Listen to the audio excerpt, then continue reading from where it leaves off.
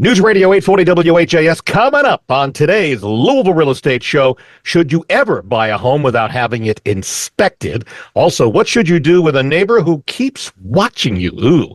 And we review the most overlooked fire hazards in your home. Hi, everybody. Bob Sokoler, owner of the Sokoler team, RE/MAX Properties East. Got a great show for you today. Thank you for joining us. We're here till the top of the hour. And a reminder, you can see a rebroadcast of today's show anytime you want by going to LouisvilleAnswers.com. That's LouisvilleAnswers.com. With us here, Chuck Crosby. He's the owner of the Crosby Law Offices. And they do not only a great job at real estate closings, but also wills, powers of attorney if you need them, foreclosure defense. He's also does commissioner's sale. You can reach Chuck and his team at 499-6360. Also, if you need your home inspected, whether it's new or resale, or if you need to get rid of some bugs, the guy to talk to is Brad Lawler. He's owner of Home Team Inspection Service and Team Bug Out. The Home Team Inspection Service comes in as a team, and the number one Home Team Inspection Service now 9 years in a row nationally. That's a big honor. You can call Brad and the team to get the service that you need at 844-411-TEAM. And if you're thinking of selling your home now, maybe in the near future or next year or beyond, you can call me anytime, day or night. I am thrilled to be able to talk to you. You can reach me on my cell phone. Area code 502-376-5483. You can also go to bobsellslouisville.com and then just fill out the form, hit submit, I'll get it. And the other option, of course, if you want an instant estimate, go to WeSellLouisville.com. Click at the top, it'll tell you instant estimate and give you almost an immediate value of what your home is worth. All right. Again, we start with the questions that come in from email because we're still in our COVID mode, and COVID's back. My wife, Jeannie, is a nurse at Baptist, and they're seeing at their East Point location where they do the outpatient stuff. She says they're coming in every day with COVID, so we still know it's there. Be careful, folks. This first one is going to go to Chuck Crosby. He is the head guy over at the Crosby Law Office. So Chuck said, Jasmine sent us an email. She said she just moved into her new home. She loves it, with the exception of one thing. She's caught her neighbor watching her. It wasn't just in the house. She would close her blinds if it was just in the house, but she said she's got a feeling the neighbor's watching her as she is outside, including mowing her lawn. She's wondering, what should she do? We've seen a question like this before this year. What are your thoughts? My thoughts are that's not necessarily a legal issue. I mean, if he's got cameras trained into her windows and is violating privacy, or if he's, stalking, if there's any kind of terroristic threatening, anything like that, well, that would be more of a police matter. This sounds more like how do you keep people from looking at you? I don't know that I have an answer for that. Surely you can put up fences, and big fences make good neighbors, I've always heard.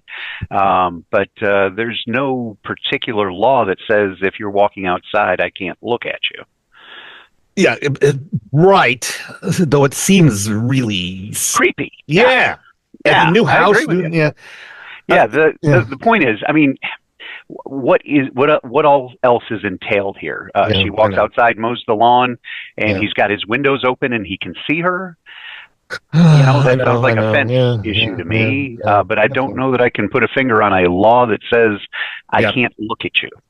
Yeah, I understand. It's just, maybe does she go up and talk to him and just say, hey, listen, I don't know, is there something I've done wrong? And just put him on notice that, who knows? I don't know that I would go that route. I mean, what if it is, some bad intent here? Yeah. But obviously, look for things if there's, some attempt to violate privacy or, do something illegal along those lines. Well, that's a whole other ball of wax. Then that's a call to the police and they come out and make some noise. But short of getting tall fences and keeping your blinds closed, I know. Yeah, that's all you can do. A quick reminder, if you're thinking of selling, we have a free, no obligation booklet that has hundreds of useful tips. Like a copy? Hey, no problem. Simply send me an email, bob@WeSellLouisville.com. Put selling tips in the subject line, and I will send that out to you. We also have, if you're wondering about home inspections, Brad Lawler at Home Team Inspection has a Home Team Inspection Service book we will also mail out to you. Just say inspection report, what to expect. Bob@WeSellLouisville.com and put inspection report. I'll send that out to you courtesy of Brad Lawler and Home Team Inspection. Speaking of Brad Lawler, this one is for you, Brad. Arnold wrote us an email saying he may have done something stupid In order to reduce the price of the house, through his agent in a contract, he said that there were no inspections required. Now he's wondering if that was the right thing to do. He says he hasn't closed on the home, and all of his friends are saying, you should have at least requested an inspection with the right to pull out of anything above an amount of dollars. But now Arnold is on the hook, and there's really no way out. He passed the financing side of this thing, and he's worried. He wants to know if he does a walkthrough before closing, and he had an inspection, like home team inspection, come out, look over the house, and they found discrepancies, what was found in the disclosure. Could he refuse to close on those discrepancies that were found or problems that are not repaired? And Chuck, we're going to ask you for your advice on this, but let's go to Brad first in terms of going in there as a team right at the walkthrough before closing. Yeah, they probably have missed whatever window they would have had as far as it relates contractually. But what I will tell you is that over the last several years, a lot of people have moved into homes, they've purchased homes, and they've not gotten a home inspection done. Galar's numbers are pretty high. I mean, they're probably 2 to 3 times the historic average of the number of people who are waiving the inspections. The challenge with waiving the inspections is it's now dependent upon the buyer and maybe even their agent to kind of determine what type of problems that exist with the home. And it just depends how much experience they have. What can they find? I've got lots of stories, about professionals, tradespeople who buy homes. They're planning to renovate them. They think they know what they're looking at. They don't bother with the home inspection. They get into all sorts of, very expensive things on the other side. So, it's always going to make sense to, write the contract so that you can at least do a home inspection. Whether you're accepting the house as is or not, that's another issue. But as it relates to what happens, we've gone in and we've inspected homes after closing, and which is, may be beneficial to someone who's waived the inspection, because at least now the home inspector can guide them to what some of the problems are. We can connect them with, some of the good contractors and tradespeople out there, not commissioned salespeople that are going to come in and tell them they need a system that they really don't, but just have, a trusted, partner out there who may be able to actually, help fix a home the right way for the least amount of money. So we do a lot of those. Unfortunately, when people call into my office after they've waived that home inspection, they moved in, they found problems, they ask 2 questions of me. They ask, what do I do? Meaning what contractor should I talk to? And then unfortunately, the next question often is, who do I sue? They feel like they weren't represented correctly, and they want to know what they can do, who they can, get that compensation from. And unfortunately the home inspector is not part of that equation. And Bob, Chuck, I'd turn it back over to you guys to talk more about disclosures and how that all plays out. Yeah, and I would always recommend, as you're saying, to at least have an inspection done, not necessarily base the closing on it, but at least reserve the right to withdraw your offer if something catastrophic, like a foundation problem, is found. So, Chuck, Arnold's thought about bringing in inspectors at the walkthrough and they find a discrepancy with what was on the disclosure. Any possibility that could work as a plan? The first thing is with the folks that are waiving inspections. Hopefully it's not a realtor or somebody like that that's telling them, oh yeah, this place is in good shape. Because, I get a lot of, oh yeah, my dad walked through and said it looked really good. Okay, whatever, but if the realtor goes through and says, oh my, this is a really well-built house. This is in good shape. They just became a home inspector. They're going to be held to a standard of being a home inspector, and that's just not frequently the case. So can they get someone to come in with the walkthrough? I assume it's possible, but Brad, I know the way you guys work. I don't think that really fits in the confines of a walkthrough. Now, if they do go through and they've got an inspector tagging along and says, yeah, hey, that foundation is crap, or, oh, hey, look at that gigantic hole in the roof, and the disclosure says, oh, no, the foundation has never leaked whatsoever, and what hole? Then you've got a misrepresentation. Now, if you have a substantial misrepresentation, well, those would be good grounds to say, hey, I'm not closing. Now, are you going to win on it? It's going to be a court to decide what substantial is and what kind of damages and whatnot need to be pulled out. But yeah, with misrepresentation, you'd be hard pressed to say, no, I tricked you, and you have to take this piece of crap house. I think a misrepresentation would probably be an avenue out, provided you can find that that's definitely the case. Having a little hairline crack in some concrete on a basement floor, well, concrete cracks. That's one guarantee. So it would just depend on the level. Now, to find that level, Brad, are you guys able to do that? By just walking through and taking a look? So we do limited scope inspections, and we did 2 just this past week for people that were trying to make a final decision as to whether or not they're going to go through with a contract. It wasn't a full inspection. It was just limited to a few systems that they wanted inspected. Those can be done. The state of Kentucky doesn't allow us to do what they call a walk and talk, because the way that our standards of practice are set up and the standards that we follow. But it's not to say that we haven't had, I get calls, my inspectors get calls, from agents, they're at a walkthrough, the final walkthrough before closing, and they may say, hey, I need you to take a look at a picture of something that I find a little odd. We do that, I'd say pretty regularly, and then we can just kind of give them, a rough idea as to, who they might be, contacting to fix that type of problem.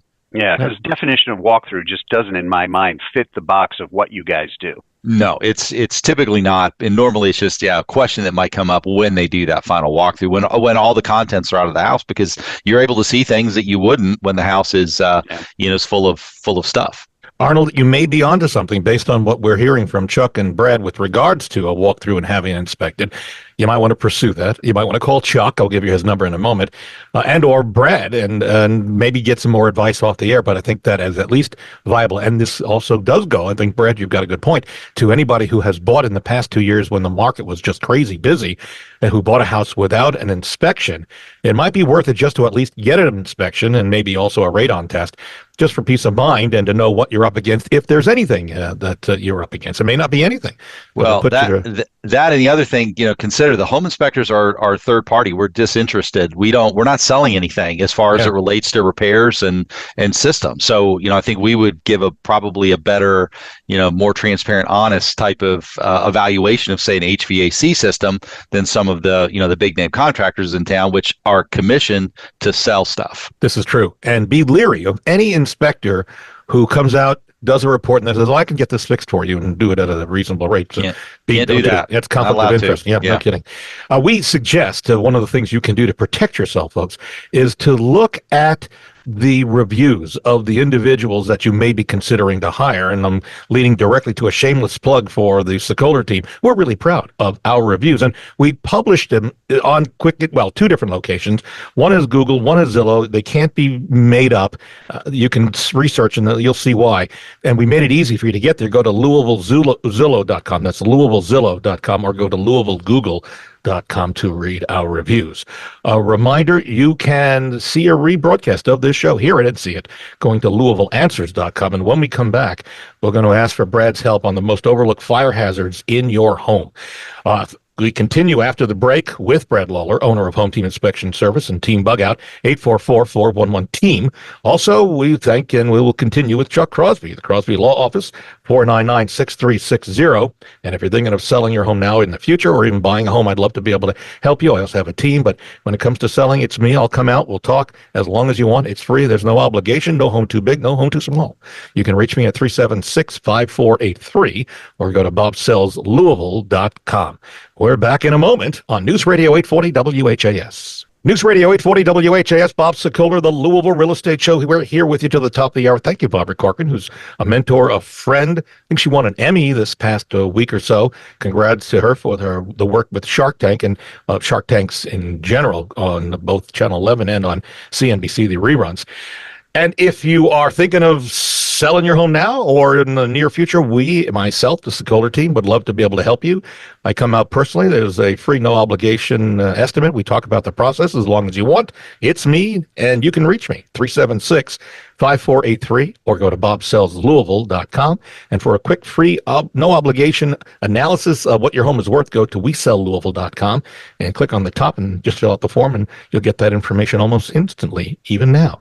Also continuing with us, Brad Lawler, owner of Home Team Team Inspection Service and Team Bug Out. They do a great job inspecting your homes, whether it's new or resale, and also getting rid of those pesky critters and bugs that may be infiltrating your home. 844-411-TEAM is their number. And also continuing with us, Chuck Crosby. He is the owner of the Crosby Law Office. They do real estate closings and a great job at that. He takes personal pride in how good, and he really is amazing at the real estate closing process. He also does wills. I can attest to that. Powers of attorney, foreclosure defense, commissioner sale. You can reach Chuck at 499-6360. So we're going to go overlook now the most overlooked fire hazards in your home, according to firefighters. So Brad, help us out on this. First, unattended stoves, put a pot of water on it, boiling, and all of a sudden smoke in the room, and that's what firefighters say. That's the worst thing. Thoughts on that? Yeah, no, that's a big one. Never walk away from a pot that's on there. And then the other thing, Bob, I think that if you do end up with something, say you get grease that catches on fire, don't put water on it. Yeah. That's the other thing that just causes the flames to spread quickly if you're trying to put it out of fire with water. Yeah, you might want to have a up-to-date fire extinguisher handy that would be useful for grease fires. And Chuck, I know you cook quite a bit. I'm hoping you've got. Yep, we've got not just fire extinguishers, but also the fire blankets. Fire blanket. Yeah, that's a really good one. Amazon.com, a place to get those. I think so. I think that's where they came from. Yep. So, Chuck, while we're with you, dryer lint. When was the last time you checked your dryer trap where all the stuff goes? We have that sucked out from both the top, the vent outside, and from inside. And then in the whatever, about 2-3 times a year. Yeah. I will snake out any lint that I see. I look for that. There are actually there's things on Amazon you can actually buy that will help you with a vacuum cleaner. Go in with the little hose and help clean that out, folks. Firefighters respond to nearly 16,000 fires caused by washers and dryers every year, and dryers account for a whopping 92% of those calls. Just clean your dryer. Well, and a point there too. One of the telltale signs that vent pipe is starting to clog up is that it's taking longer and longer for your clothes to dry. Right. Yeah, so if the time is lengthening, clothes are coming out wet, it's time to clean that vent out. Good point. Non-working smoke alarms, smoke detectors. Brad, you see this all the time. Yeah, unfortunately, we've got the new rules, in Jefferson County and some of the surrounding counties that we have to have, the 10-year, smoke detectors. But, we've got a lot of people who live in homes that, significantly longer than that. So, make sure that you're updating and replacing batteries. And I would just suggest if you've got something you're having to replace a battery in, just go ahead and get the 10-year, non-replaceable battery models, just swap them out. Yeah, maybe a little bit more, but certainly worth it. You don't have to worry about the 9-volt battery going bad every year. Mm-hmm. Also, gas grills, they cause an average of 9,000 house fires per year, and charcoal grills add another 1,440 of those fires. More than 22,000 people sent to the emergency room every year because of gas grills. So what are they, just on light up? Yeah, people put accelerants on them. They put them up too close to the house. There's all sorts. You've probably seen neighbors with the melted vinyl siding, where they've just gotten too close. The other thing we're starting to see a lot of problems with, Bob, are those new portable fire pits, and people putting those on wood decks. And they're saying, well, there's no spark, there's no flame, but those things get hot. I've seen a lot of scorched wood because they don't have any sort of a protective pad underneath it to protect the wood deck. They think they're safe, but those can do a lot of damage too if not, carefully monitored. I'll go through the rest of these rather quickly. And interestingly enough, e-bikes, these electric bikes, can create a problem with the lithium-ion batteries. Be careful of that. Extension cords, they can be overloaded, get hot. They cause fires. Faulty wiring in itself can cause, it's ranked third in fire injuries and deaths. Faulty wiring. Also, old appliances can be a problem if they're there in your house, and oily rags stored too close to your HVAC systems and heating equipment, that can be a problem. And one final thought, sleeping with the door open actually could be a no-no. Brett, the story is if you close your door to your bedroom and there's a fire outside, it will buy you some extra time to get out, correct? Yeah, absolutely. Yeah, that, and it's going to keep some of the smoke out of the room too. Yeah. All right. Some of the things that are overlooked frequently, hopefully that's helpful, and we hopefully maybe save some injuries here. Chuck, this next question is for you, not just for you, but personally for you. Oh, wow. Yeah. So Mickey, considering buying a condo, and he says he believes in this email, he says he once heard us talk about the fact that you purchased a condo, right? You're living in a condo now? Right. So he is wondering. He respects your opinion. He says he's wondering if you miss not having a yard. That's the one thing that's stopping him from pulling the cord on buying a condo and then selling his house. Any regrets about moving into a condo not having a yard? No, we actually have yard. I just don't have to cut it. Uh, Yeah. that's the big thing. There's plenty of grass around there. I'll go out on a Sunday afternoon sometimes, and we'll play a variety of a game called petanque. It's like bocce ball. Yeah. So we have plenty of room. Lots of trees and all that kind of stuff. Now, some condos don't. I mean, obviously, if you get the large, apartment building looking condos, ours look more like townhomes. So we Okay. have plenty of grass in the back, lots of landscaping. I just don't have to mow it.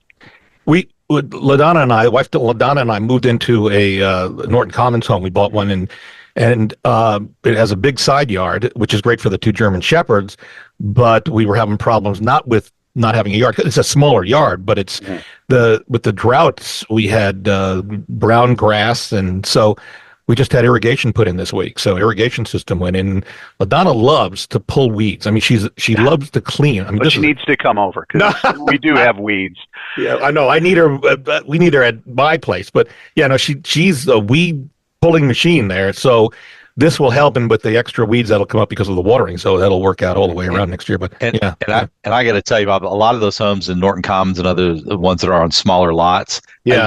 I love the new artificial turfs that are out there. There's some nice artificial turfs that really do look great. I mean, and no more weed pulling and no more cutting. But it's expensive. You know that, right? I mean, it's not cheap. Yeah, but when I'm talking about in these smaller spaces, though, Still, I'm it's talking not about, cheap. Well, it's Yeah. okay. I'll cede that point. Yeah. But I still love the look of it. No, I'm sorry. Artificial turf belongs in the back of a El Camino. That's all I got to say. Okay. All right. By the way, a very quick reminder that you can see a rebroadcast of this show by going to LouisvilleAnswers.com. Again, LouisvilleAnswers.com. And if you want to see some of our reviews, we actually videotape some of the people we've closed with at the closing table. Very simple. You can go to LouisvilleSellersTalk.com. That's LouisvilleSellersTalk.com. Brad, over to you. You had mentioned to me a couple of weeks ago that there was furniture coming into town from Tampa, and Formosan termite damage. We had a question from one of our listeners who's wondering, what does termite damage look like? But let's start with the Formosan termite. Is that a native to our area, or just it's a visitor? No, okay. Yeah. This is a visitor. This is not from Kentucky. It's not. It's into Tennessee a little bit, but it's what they call a drywood termite. It does not have to go into the ground like all our termites do. But it came up from Florida. It came in a load of furniture that had clients had been living in a home in Tampa and brought the furniture up with them. Yet they brought the Formosan termites with them, so we had to treat the individual pieces of furniture for the termite infestation in it. But yeah, the termites that we have in Kentucky are the eastern subterranean termites, so they have to live in the ground. So the way that you're finding termites here is you're looking for mud tubes because they have to stay wet. The termite has to stay moist, so they build these tubes out of dirt and saliva, and so they're constantly going up and down from the ground up into the house. So normally you're going to see, if you're on a basement type foundation, you're probably going to see mud tubes in a garage, say in a crack between the floor and the wall. You may see them outside. If you're on a house with a crawl space, then chances are you're going to see those mud tubes either in the crawl space or on the other side of the wall. But yeah, I was at house two houses that an investor had purchased, didn't have them inspected, but when he got in to start doing renovations, he removed a bathroom wall and found that the bathroom wall was completely full of termites.